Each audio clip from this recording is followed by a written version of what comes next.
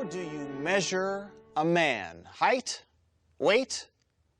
Money? Yes, you in the back. Money. Makes the world go round, keeps the family together, gets people to like you for who you are deep down. Uncle Andy, you ask? I'm in a bind. Need $100 fast. How do I shake down some shekels? Pickle me some pesos. Procuros me some euros. Start with a product. T-shirts, trinkets, sunglasses shaped like the current New Year or the previous New Year. Collector's items. Maybe your product is a service. Computer repair, nail care, advice with a psychic twist. Know thy market. You can't sell muffins to the muffin man. Do your homework, research, scope the neighborhood. What's the competition? Is anybody else refilling Beanie Babies door to door in Baldwin Hills? Well, that's what I did. Cashed in on a fad. Beans are cheap, got a bushel, threw it over my back, knocked on doors, spoke to the children, filled their toys with frijoles negros, pennies on the dollar, made a mint, reinvested. Advertised, sell yourself, slogans. Andy's dog massage, never too rough. Andy's dog massage, let Fido listen to Dido. Andy's dog massage, let me touch your dog. Now I know what you're saying. What if I don't have a product? Look inward, to yourself, to your inside, to your blood, to your semen, your marrow. Your body is a limitless free market economy. In fact, some blood types will fetch extreme top dollar. I'm speaking to you, AB positive / O negative universal donor with a limited sexual history. Keep the Red Cross on speed dial. Scan the paper for natural disasters. Keep your finger on the low pulse of plasma shortage. Visit your local sperm bank, take a plastic cup, and deposit some squiggly white gold. Make the rounds. Prostitute yourself to yourself. Look this recession in the eye, and then blind it with splooge.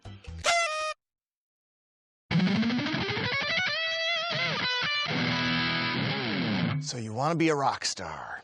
Not in some cheesy masturbatory video game way, but a real one who's still a rock god when you leave your parents' basement. There are two possibilities. One, you've got talent, in which case, learn a few guitar chords, go solo. Two, you've got no talent. Now let's address this category. That's probably where you live. Got to start a band. That's the gateway to the golden triangle, all right? Get some friends together, pick an instrument. Me, I like the old 6-string. The axe will get you the axe wound. It's simple logic. You can suck and still sound awesome if it's cranked loud enough. If you have less patience, try the bass. That's 4 instead of 6. And then if you have 0 attention span, I'm talking G.W. Bush at a UN meeting, go with the drums. Make it at least a 5-piece, no more than an 8-piece. Don't get walled off behind the toms, right? You need a super badass sounding crash cymbal and a warm ride. That's what it's all about, right? Do not let a pan flute into your band. They will f you up and take an award from Metallica and piss everyone off.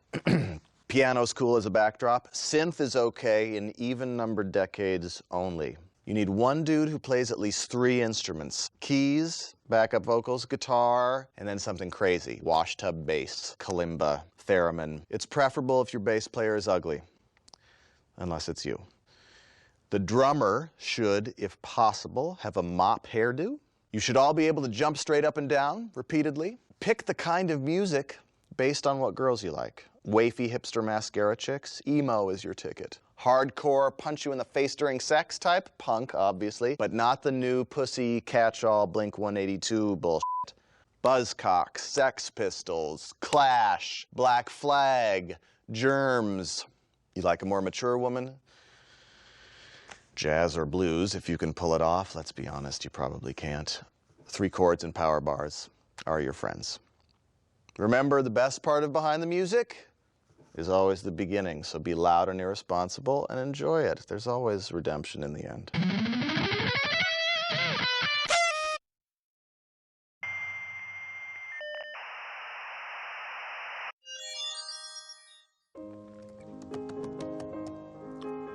This, ladies and gentlemen, is the cyber age. It's cyber this, cyber that. I can cyber squat at a cyber cafe and have cyber sex with a cyber bot. It's like every word works with cyber in front of it, or E, or I. Check your email on your iPhone. It's crazy. We don't even need Pig Latin anymore. You know what else we don't need? Bars, great for drinking, inefficient for meeting. I know what you're thinking. Uncle Andy, thought you were so old-fashioned. You got me. I am still a sucker for ink on a napkin. But at what cost? I gotta put on clothes, go somewhere, stand there, be cool. Then you gotta do the same thing before we can meet and have sex. Let's cut out all that middle space. Here are my 9 simple steps to successfully getting laid online. I mean, meeting somebody for a long-lasting relationship. Numbers 1 through 3. Pictures, pictures, pictures. We're an advanced society that can use electrons to communicate. We still don't like ugly people. You need good pictures or you're done. Don't take the pictures yourself. Unless you have freakishly long gorilla arms, it'll be too close. Also, don't take the picture using a mirror. You can look even stupider. How many to put up? 1, and I assume you're hiding something. More than a few, you're giving yourself more chance to fail. Okay, we're not solving a crime. We don't need every angle. Number 4, pictures. Theirs. If they only have 1, the caption should read, "Don't be fooled by my cute face, I'm a fatty." Number 5, eHarmony is Mormon bullshit. Design a robot to jack you off, that'll take less time. Number 6, you're not as funny as you think you are. That headline that's a clever play on words from a movie quote, that's terrible. Be a normal human being. Take your time, think about it, delete your first choice, then have somebody else write it. It's the internet, it's not about complete honesty.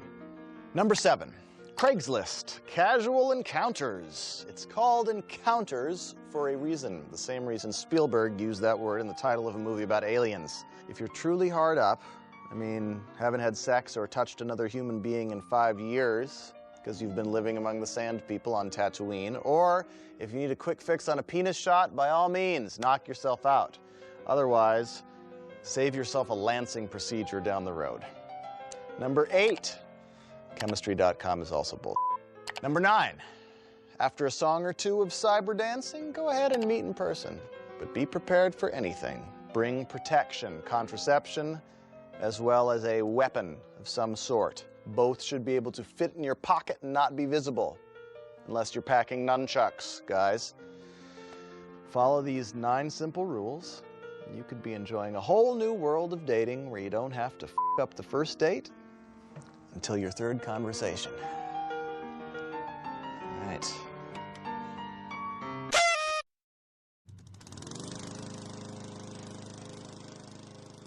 Manscaping. We can't control the body we're given, but what we can control, we must. Mainly that includes our hair, our nails, our clothes. Women aren't the only ones who have to concern themselves with these matters. So men, man up. If anyone calls you queer or a dandy for thinking about your pattern combinations and donning a tad bit of moisturizer, you let them. You don't want to be Mr. Hairy, Smelly, Long Nail. Clothes. Keep them comfortable, keep them washed, ironed. A girl sees you in a wrinkly shirt, she pictures it on the floor of your bedroom. She pictures the old people from Cocoon. She thinks of her own mortality. She shows you a mole on her back. Does this look benign to you, she asks? You lie and tell her it does. Hair. Big, small, tousled, untousled, doesn't matter. As long as there's no flaky white snow powdering your shoulders, dandruff, it's a fungus, lives on your head, gross, get rid of it. Otherwise, product, a gel, a cream, a leave-in conditioner, keeps frizz down, maintains shape. You'll thank me later. Other hair, on the face. Too hairy and you come off as the Unabomber, woodsy. Toast a bagel, you'll find crumbs in there for a week. Too clean and you have to worry about skin care, blemishes, pimples. Instead, keep a nice scruff going at all times. Manage it like a freedom garden. Other hair. The hair down there. Tiny Tim's topiary. The giving tree of Sherwood Forest. The bush around your bushwhacker. Be gentle, be brave, but get to work. Again, not too hairless. The Big Mac needs some poppy seeds, and you don't want to be pubescent, but clearing out the foliage will add inches to your hymen hammer. No joke.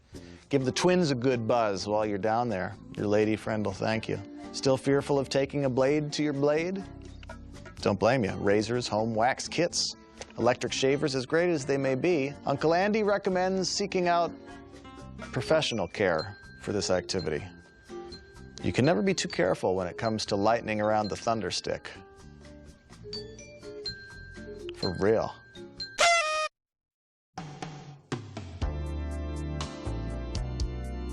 Listen up. I'm only going to explain this once. How to satisfy a woman. First off, a disclaimer. There is more than one way to feed the cat, but each requires patience, care, and occasionally must be starved until it begs for its dinner.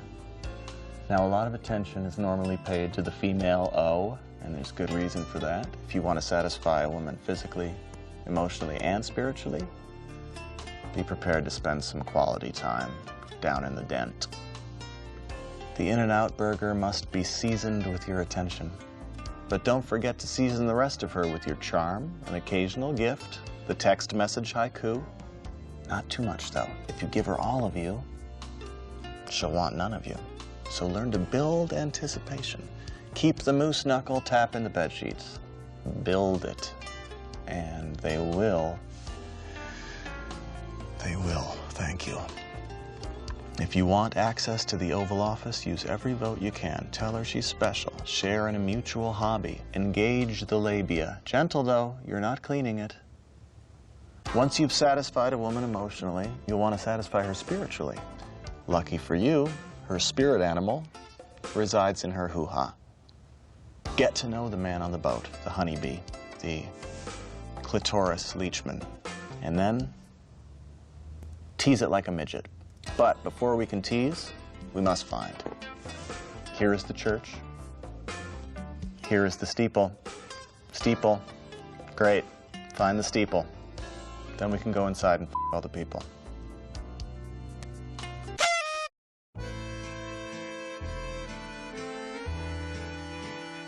Around the world in 80 days. It's not just a movie. No. No, sir. It's a challenge. It's a big challenge. Today we're going to talk about landing a foreign girl. Not an easy thing to do, Andy. No. I'm all for supporting your country. Patriotism. All behind the big U.S. Rah, rah, wave the flag, join the army, and fight until they kill your battle buddy. But it comes to a certain point when what? Well, where you're born is random. Exactly. God's up in the sky with Bob Barker, playing Plinko with souls. Could be anywhere. Do not let them pigeonhole you on who you can and cannot bang. So take out your passport. If they confiscated yours at the border for trying to smuggle a baby monkey in your hair, fair enough. Oh. Follow along with the guy next to you. Okay. Now turn to the back. No more baby monkeys. For every one foreign country stamped in the back, make it your goal to stamp 5 more in your other book. How do we do that, you ask? They all speak different languages, guys. French, German, Bonjour, Spanish, wie geht's? Brazilian, ¿Qué Spanish, pasa? ¿Qué pasa? Chinese, Latin. Kenyan, Canadian. Hey. These tongues, they're not barriers, they're opportunities. If she can't understand you, you can't have said anything stupid. Am I wrong? So here's what you do. Find the nearest youth hostel. If you look older than 35, don't be the creepy guy. Just find a normal hotel, man. Hang out in the lobby. If they have a bar or a restaurant, even better. You can't get a good bar in a youth hostel, so why even bother? Indeed. You have Find to the hotel, bring your check own. in, be a man about it. Order a drink. Be strategic. Any Italians or French around? Ask for a cappuccino. Any English women? I don't know. Ask for a spot of tea. By the way, start with the Brits first. Start with right? the Brits. They used to be there. Walk before you run. English speaking, etc. Now, if it's more of a party atmosphere there, you're going to want to move right to the liquor. You got to get to the liquor quick. Yeah. Because parties get out of control. Again, tailor it to the country of origin in question, right? So Brits. Irish. Germans. Stick with beer. And be careful about what you can handle with these guys, or you'll wake up under a bench in a strange park with only vague memories of a soccer match and a hairy tongue in your ear. Not good. I've had the hairy tongue thing, and I tell you, it's not pleasant. I told you I was sorry. French and Italian girls, they'll require better liquors. So you go expensive early, right? Top shelf. Top shelf when they're still conscious. Go to the wells after when they're not paying attention. Subconscious. If you find yourself with a Czech girl. A Czech. Check, please. Get some absinthe. The green fairy will show you the road home. That's the stuff you put on your tooth to make it numb. Is that correct? No, that's cocaine. All right, then.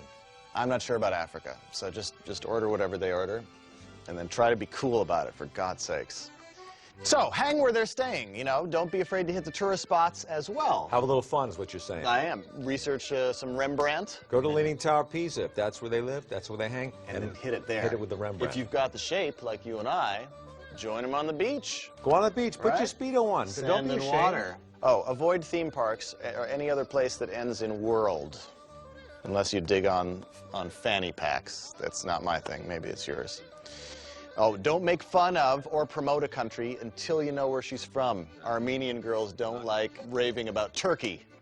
And don't guess on an accent. If you're really good, you might fake one yourself, but careful, because it's not easy after 3 absinthes, 2 steins of Franziskaner, a shot of Shinterba, and 4 hot sakis. Tell me about it. You know what I mean.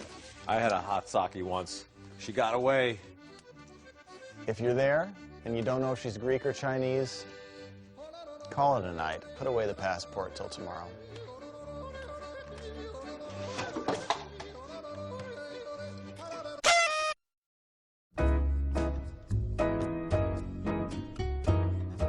Booze.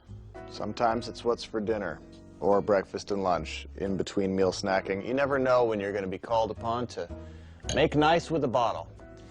Today's lesson is how to hold your liquor. Keep a solid grasp on the glass and don't put your pinky out. I'm kidding, you know what I mean. How to not make an ass of yourself. When drinking, you can't forget about everybody around you. Very, very, very important. Don't be that guy, or No. even worse, that girl. It's a YouTube world, and your screaming pantyless ass will go viral before you're even hungover. Tell me about it. Step 1 to avoiding that. Eat. Eat and drink. You hear those words together for a reason. I like bread products. Bread's good. Soaks it up. Spongier the better. Texas toast, Takes it Hawaiian all bread, in. heavily Love yeasted. it. Love it. Soaking More yeast, the products. better. If you're like me, your worst nights are always during Passover. Matzah does not cut it. Oy vey. Also, go fatty early. Fried and fatty foods are your friend. If you're drinking, fatty turns to hottie anyway. You know what I'm saying. Don't deny it. You've woken up in that bed. Yeah. All right. Now that you've got a tampon for that flow, let's talk order of ceremonies. If you're going to make your stomach a mixing bowl, start with the liquors. The clearer, the better. Gin, vodka, etc. Brown is bad. Brown. What can I say? Racists invented alcohol. Beer is always good, keeps the pace slower. You never look stupid holding a beer, and if you do, you don't want to be at that party. Now, while we're on the subject, let me tell you about the drinks that you do look stupid holding. Anything that ends in teeny and doesn't start with mart. Anything with more than 2 fruits in it or on it. Anything that looks like a Starburst creamed in it. Anything that takes the bartender 20 minutes to make. And unless you're escorting children around chimney tops, lose the umbrella. If you're drinking and you think you're gonna make like a penguin, don't try to hold it. You're only gonna vomit on the girl 5 minutes down the road. So pack a mint in the pocket, and then when you do boot, rally. If you're good, nobody will know. Nobody knows. And it's one giant reset button. Second chances don't come around in life very often, so take advantage. Now, these are general guidelines. Tailor them to fit your age. If you are in college, keg stands, case races, power hours, shotguns, and century clubs are not strange. Don't be doing these when you're 45. Now, flip that, right? Don't be the douche drinking Manhattans while your bunkmate bangs half of Phi Beta Gamma. And of course, Uncle Andy says, don't drink if you don't have something that says you're old enough. No. It's like a pentagram over here.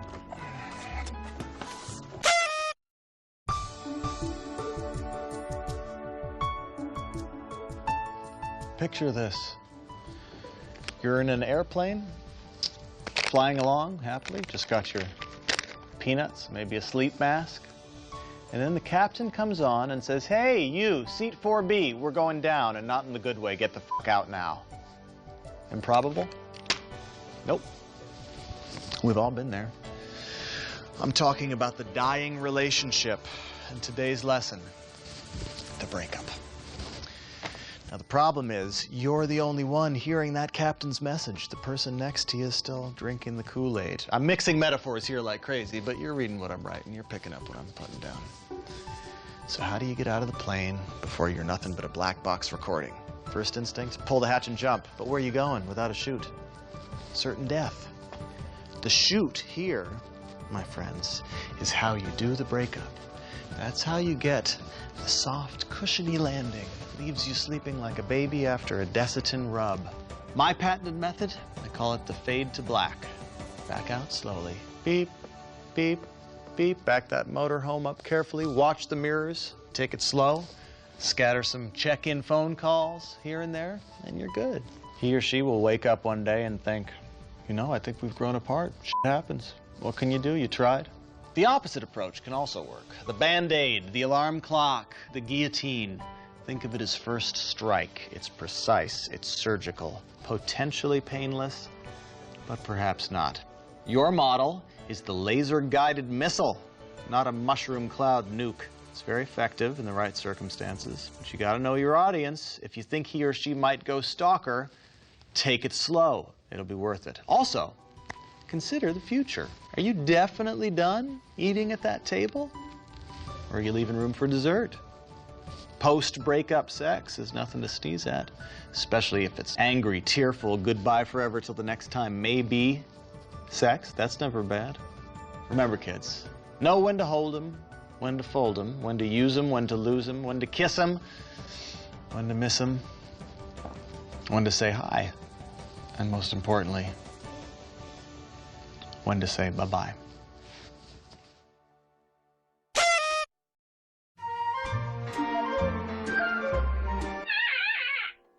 Question. What's this? If you just said cell phone, you're naive. The real answer is that's a cell phone, which is primarily used as a tool for crazy people to follow you, Andy. Stalkers. They're everywhere. They call, they email, they follow, they send hand-painted clown figurines in the mail. They're crazy. Now let's talk about spotting the crazy ahead of time. Hindsight's 20/20. It's easy to say, oops, that girl's a bit off, after she calls all your relatives and tells them she's marrying you. The trick is to spot it before she puts the announcement in the paper. The initial encounter. How'd that go? Did he or she give a handshake? Or did they squeeze the Charmin out of you? Did they glance at you or burn a hole in your retinas? Now going forward, what's wrong with the following? Andy, great to meet you, Andy. I think your yearbook picture was so funny, Andy. Answer, the ratio of name to other word, off the charts, future stalker. Now sometimes the symptoms build. That's nice of you to drop by my office, Ashley. Oh, you came by again today. Great. Oh, wow. A third time today. And you brought cupcakes for the second time with our names interlocking in a heart. See where I'm going here? Next thing you know, you're not receiving calls from any of your other friends, and she's got a life-size cutout of you in her room. Game over. You must never let your guard down. Of course, not all crazy would-be stalkers are created equal. Some keep it completely hidden and then suddenly morph into Mothra. You're minding your own business, thinking, hey, this is great. Best sex ever. She's so attentive. What could be wrong? Everything. Which reminds me, the crazy ones always have the best sex. So if you find yourself involved in things you never before dreamt of, I'm talking hot, semi-solid liquids, multiple people, some with missing limbs, inverted positions, video cameras, exotic fruit, things only found at a hardware store, this could be trouble down the road. You remember the movie Gremlins? Don't get them wet. Don't feed them after midnight. And I'm talking to you too, ladies. We men stalk just as often, though I myself have never had a male stalker. Not sure why.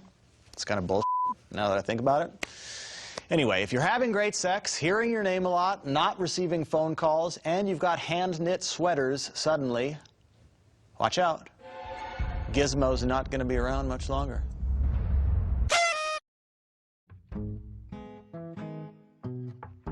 So you're walking along a nature trail or riding your skateboard around a park or eating at Burger King when all of a sudden you're attacked by a bear. Holy shit. You're gonna die. Or not. Luckily, You've watched this video and know exactly what to do in the all too likely event of a bear attack. First off, point blank, talk to the bear. Are you a dude in a bear costume? Hey, where'd you get that really awesome bear costume? Are you tied up and unable to speak inside that very realistic bear costume? If the bear responds in a language you understand, two scenarios. Your bear is not a bear and your friends suck and you can scream, "Not cool, dude, I'm trying to eat my Whopper, please don't dress up like a bear." Worst case scenario, you somehow have a talking bear on your hands because you did those shrooms earlier and you can't run away. And you're thinking, create a rapport, man, create a rapport, because you think you can speak bear. But when you try, bear sounds like third-year French and the bear takes a swing and decapitates you. God, I miss Jeremy. He led a terrific drum circle. But sometimes the shrooms, plus a tent full of Pop-Tarts, plus your girlfriend's ripe tampons create the perfect storm and a bear decapitates you. Today, Jeremy, we learn from your mistakes. So if you're not on shrooms, and you're not faced with the Burger King douche in a costume situation, how can you actually truly survive a bear attack? Weapons. Purchase a can of bear spray.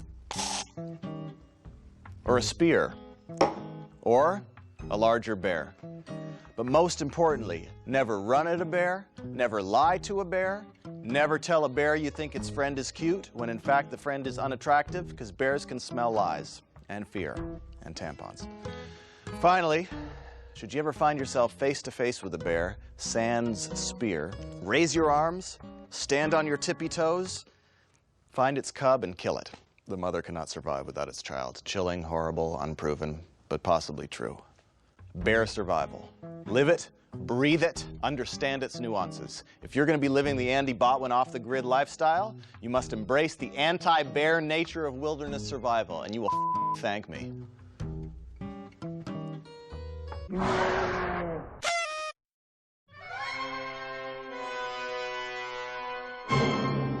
December 21st, 2012. Mexican Apocalypse Day. Sounds like a long way away. Guess what? It's not. And when the feather serpent Quetzalcoatl clouds the sky with its fiery hellfire, will you be prepared? Probably not. Remember Y2K? Remember when the computers stopped working, the banks shut down, the airplanes fell into the sea? No. No, you don't, because that was hype. That was zeros and ones, not a feather serpent, so pay attention. Do not make the following mistakes, or you will die. Mistake 1. You're going to start building an underground bomb shelter. Wrong! This isn't 1982. The Russians aren't dropping the H-bomb. The beak of Quetzalcoatl transcends time and space. It can peck through a bomb shelter. You'd be building your tomb, man. No. First, you need to construct an altar. Then you need to sacrifice a cat to the Mayan chicken god, I think. Google it. Mistake 2. Befriending the zombies if there are zombies. If there are zombies walking around post-Feather God, avoid them entirely. Zombies form cliques. They're very sensitive to sunlight, clannish, they eat brains. What do you have to talk about? Mistake 3. Trying to handle all this on your own. Big no-no. Find yourself a charismatic leader. There may be more than one leader to choose from. Choose the leader with the best mantra.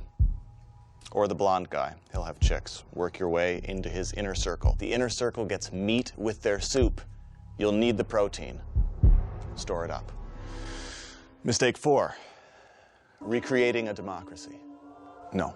Let the new political situation evolve gradually. Embrace the kibbutz, the moshav, communal living, free health care.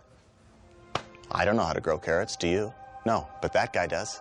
And that's all that matters. Trade him that canoe you made from the spruce log, or that bottle of shampoo you dug up from the ashes of your former metropolis. Mistake 5. Bartering with the zombies. Take heed. They do not want your canoe. They want your f***ing heart for their zombie Seder plate. So when they're like, hey man, I'll trade you this. No, no, it's a trick. Back to the tent city. Warn the others.